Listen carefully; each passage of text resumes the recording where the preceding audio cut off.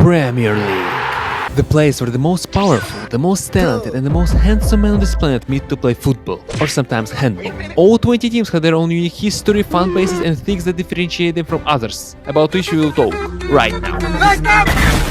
Arsenal, one of the biggest teams in England, always close to the top but never on top. Interesting to watch, but sad to be fan of. They were coached for 22 years by the guy in Coat, who is known for farming Coca-Cola cups. Their team during lockdown could have received 2 awards, one in comedy and the other in horror. They have one of the biggest and the most disgusting fan bases in the whole universe. They had a cool mascot named Ganosaurus, but they fired him. They had a season without losses in 2004, which is described as the best team in the history of the Premier League, of course by an Arsenal fans, with this guy as the best player, again according to Arsenal fans. After the invincible season, they had 15 years of inevitable disappointment, until this like built a team that is quite good now. Aston Villa somehow managed to win the Champions League a couple of decades ago. They possibly at some point have connections with Peaky Blinders because they are from Birmingham. Their fans hate this guy and at the same time love him because of his sale and the guy who still can't pronounce. Good evening. Now they are one of the best clubs in England. Bournemouth. They were probably terrible throughout their whole history, but from 2009 to 2016 they made one of the most historical runs in history, from League 2 right to the Premier League. All the people in Bournemouth consider this guy no less important than Jesus, and also their stadium looks like an academy one, with less attendance than NBA arenas. Brentford.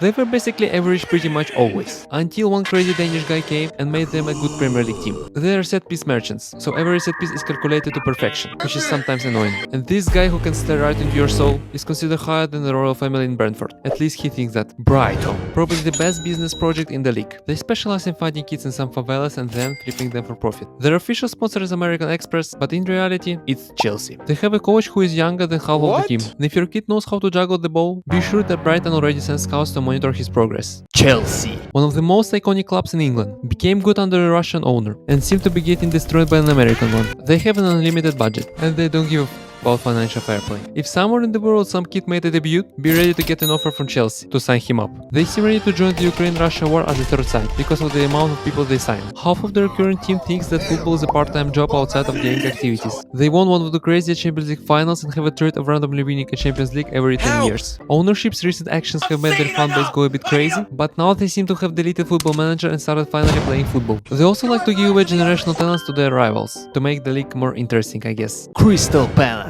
And every team that's always nowhere near European places but at the same time not close to getting relegated. It's the most popular team in South London, so as you understand, it's better not to talk trash to their fans if you don't want to get spooned. Overall, this team is more about skills and vibes than something serious.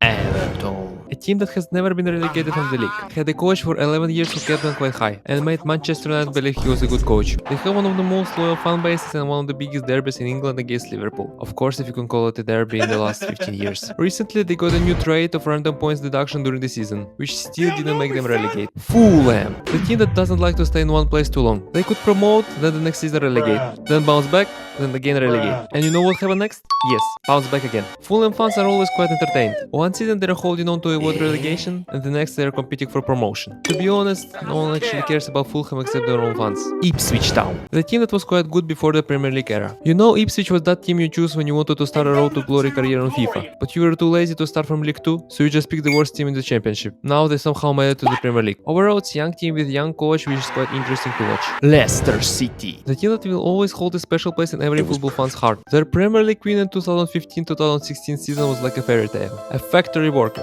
kebab shop owner, 24-year-old bald guy, bottle of rum, and literally a guy named Drinkwater decided to join forces to overthrow all the superstars. The factory worker showed the biggest career growth and became an icon in Leicester, where his portrait can be found in more homes than some gods. Liverpool, one of the biggest and most iconic clubs in England, one of the most Champions Leagues of any English team. They probably have the most loyal fan base, with the majority choosing to watch a Carabao Cup game over their wife giving birth. Sometimes it seems too easier to find a smart Latina virgin girlfriend than to win a title because of how loud and electric the crowd is. Everything about this club is iconic. The stadium, traditions, and the most importantly, the sleep. In majority of their history, they always have one or two of the best players in the league, and the rest are just a bunch of randoms. In the Premier League era, they don't have many trophies, but they will never trade their Istanbul win for even 10 more. After that win, they experienced a trophy drought, until one psycho in glasses came and made Liverpool great again. Manchester City, a team that was mid-table for most of their history until some Sultan bought them in 2008. Since then, they became a top team and have been the best in England for the last 10 years, ever since the Spanish ball came in. They arguably the most hated team in England. If you like watching clock mechanisms, you will probably like watching them play, as they have the most calculated, or some might say ideal football. They have the biggest growing fan base in the world, or as some people call it, glory base. If you're looking for a peaceful, quiet place to read, the Etihad Stadium with City playing would be perfect. Despite being one of the best teams in the world for the last 10 years, they won only one Champions League, and finally, after spending some nations' yearly budget to be clearly about £1.5 billion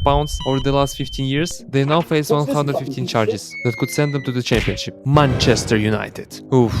Where do I start? The biggest and the most historical team in England. If you want to hear how great they were, just watch any overlap episode. You will hear it in any of it. They won the most Premier League titles and dominated for about 20 years. They have by far the biggest and most rapidly declining fan base in England. They were coached by a guy for 25 years who as a result became the most successful manager in football history. But after he left in 2013, the club hasn't been the same. Watching their games in the last 10 years is worse for your life expectancy than smoking. They're known for absolutely awful business decisions. 100 million for the guy that they let go on a free couple of years before. 80 million for the guy with big head. And on top of that, 100 million for the guy who can do it full speed with the ball. As a result, they have probably the most hated ownership in the world and the most depressed fans. Newcastle. An average Premier League team pretty much their whole history. Their best time was in the 90s, when they were carried by a guy with the worst celebration of all time. They were recently bought by someone who could buy a content if he really wanted to. They could follow Manchester City's path and become a top club. Of course, if they stop spending 80 million on people with gambling addictions. They have one of the most heated derbies in England versus Sunderland. But current Sunderland is so bad, you couldn't witness it nowadays. Nottingham Forest. One of the weirdest clubs in England. They were average pretty much their entire history, but somehow won 2 back-to-back Champions League 50 years ago. Because of that, their fans think that they're one of the biggest clubs in England. Not considering that they historically spent as much time in the Championship as in the Premier League. Southampton. Another average team that is known more for its academy than for its first team. Throughout their history, they've been fighting for survival in the Premier League. They were known for spawning kids in the first team before they even finished school, then quickly selling them for crazy money. At some point, it felt like Liverpool was their main sponsor. Tottenham.